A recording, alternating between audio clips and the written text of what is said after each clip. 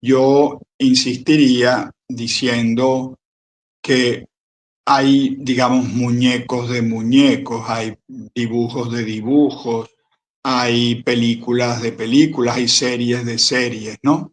Allí donde, digamos, hay un elemento diabólico, yo diría, ¿para qué ver eso? Y entonces vamos a ayudar a nuestros hijos a que les gusten las cosas hermosas. Que el demonio se vaya a meter a través de este tipo de elementos, eso ya es una cosa mucho más relativa. Vamos a ver, yo lo voy a poner en un nivel, digamos, al menos me gustaría abordarlo inicialmente así. O sea, yo he conocido gente que estuvo en el espiritismo o estuvo en la santería durante años.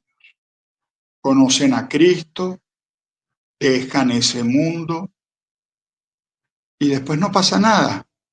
O sea, no es que el demonio carga contra ellos y entonces tienen que pasar por un proceso de liberación o de exorcismo. No, no. ¿Por qué? Pues eso es un misterio. Yo tengo 20 y pico de años ya, acercándome a los 30. Eso es un misterio. ¿Por qué una persona que va una sola vez a la montaña de Sorte en Yaracuy, en Venezuela, una sola vez, Y ahí queda. y regresa con una posesión diabólica? ¿Y por qué una sola vez? Y una persona que a lo mejor fue espiritista toda la vida, conoce a Cristo, deja aquello y dejó aquello y no hay nada más. Y no tiene que hacerse ningún exorcismo. Una buena confesión y comenzar a acercarse al sacramento de la Eucaristía, basta. Se los digo porque uno lo ha visto a lo largo de muchos años, ¿no? Entonces, eso es un misterio. Bueno, muy bien, si una persona en algún momento determinado estuvo metida en ese mundo y al salir de ese mundo, pues el demonio embiste contra esa persona, pues se la atiende y se le hace su oración del exorcismo, los que hagan falta. Y como digo, hay gente que con una buena confesión, con empezar a acercarse a los sacramentos, no pasa absolutamente nada. Entonces, esto lo digo a propósito de que yo estuve en contacto con, bueno, no tiene por qué pasar nada, no tiene por qué pasar nada.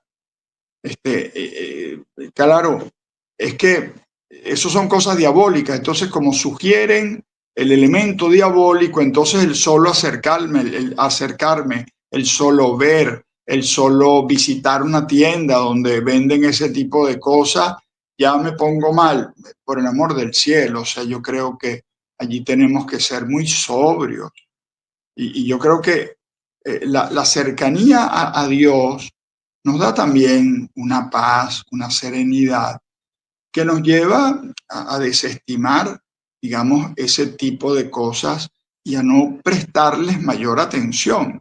Entonces, no sé si estoy respondiendo la pregunta, pero yo diría de verdad, de corazón, me parece de muy mal gusto cierto tipo de muñecos, de lo que sea, mal gusto. Habiendo cosas hermosas y bellas, eduquémonos para la belleza y eduquemos a los demás para la belleza, también para la belleza religiosa. Segundo, hay cosas que lo son claramente provenientes a lo mejor del mundo New Age o del mundo del espiritismo. Bueno, deseche eso. Usted no necesita eso como cristiano católico. Deséchelo, porque eso es idolatría. Deséchelo de su vida. Muy bien. Y por supuesto, si usted se encuentra, si usted va a una casa de una persona que practica aquello y tal, digamos, no tenga ningún temor, que no le va a pasar absolutamente nada. No le va a pasar nada. Padre, aquí hay dos preguntas que son súper, que pienso que van a ayudar. Hay dos hermanas anónimas. Una hermana dice, hermano Juan, cuando yo tenía 15 años, tuve varios abortos. Y una vez estando en un grupo de, bueno, no voy a decir nombre del grupo. No, no digan. Después la agarran con nosotros. De oración. Ya los catecómenos me están escribiendo, Juan. que estaban orando y le dijeron que todo lo que le estaba pasando a ella era por esos abortos que ella tuvo. Yo me confesé, dice ella. Ella dice que se confesó de ese pecado, pero tiene esa incógnita si todos los problemas que ella tiene en la actualidad son consecuencia de eso. ¿Qué le diría usted, padre? Vamos a ver, eso no es un tema que yo domine en profundidad, lo que voy a decir a continuación. Obviamente que ella tenga problemas por haberse provocado un aborto, problemas de carácter espiritual. ¿Ok? Los exorcistas, algunos famosos exorcistas han dicho, y puede haber en algún caso, y yo en algún caso puedo certificar que fue así, había alguna relación entre abortos provocados y posesiones diabólicas o presencias diabólicas en un lugar. Quiero decir, en el lugar donde se provocaron esos abortos.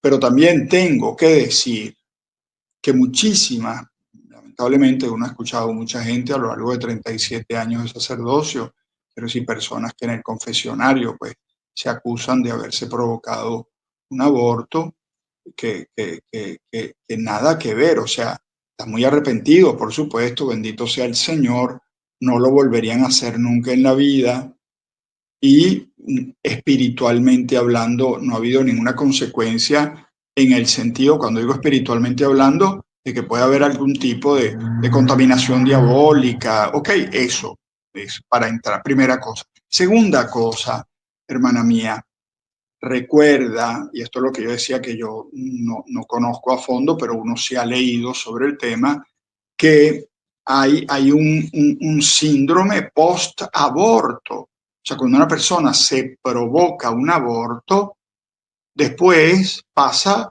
por un periodo de culpabilidad, la persona puede experimentar depresiones, la persona puede experimentar inclusive ideaciones suicidas acompañadas de esa depresión y necesita un apoyo, quizás psicológico, quizás más allá, psiquiátrico. Y entonces ese apoyo tiene que ser también sobre la base de la verdad, porque a lo mejor tú vas a un psicólogo que apruebe el aborto y lo que te va es más bien a decir, mira, no, pero bueno, y te va a trabajar el asunto para minimizar, ¿verdad? La culpa, ¿no? Y resulta que no, eso hay que superarlo, pero reconociendo la verdad. Una cosa que yo aprendí hace muchos años y que lo he practicado también sistemáticamente, yo le digo a la gente, mira, vete al sagrario y delante del Señor te pones en presencia de Dios y pídele perdón a tu bebé, reconcíliate con ese bebé que tú abortaste. ¿Por qué? Porque seguramente eso le va a hacer bien a esa persona. Y acuérdense que bueno, ese bebé está vivo y de repente en el cielo escuchar a su mamita pedirle perdón, ¿sabes? Es una cosa buena. Somos seres humanos y tenemos sentimientos. Yo no sé cómo será un bebé en el cielo, pero seguro que, bueno, que ve a Dios y es felicísimo viendo a Dios, nuestro Señor.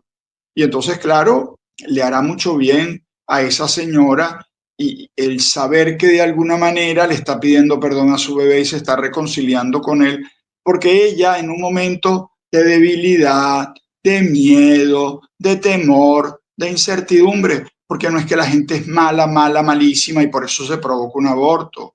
La gente a veces lo que tiene es muchísimo miedo, una gran soledad, desesperación, no sabe qué hacer en un momento determinado. Tengo 14 años, tengo 15 años, salí embarazada. Todo el mundo empieza a decirme, sácate eso, sácate eso, sácate eso. Yo te doy un remedio así, yo te doy una solución así.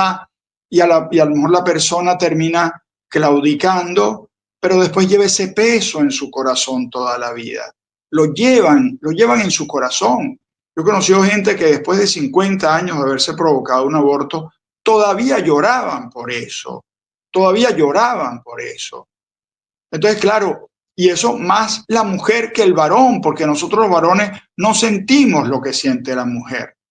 Para nosotros, perdóname lo que estoy diciendo, para un varón es muy fácil decirle a una mujer, sácate eso, resuelve tu problema, aquí tienes el dinero, yo te llevo, ¿verdad? Él no sufre nada, su cuerpo, pero todo el cuerpo de la mujer se pone al servicio de esa vida.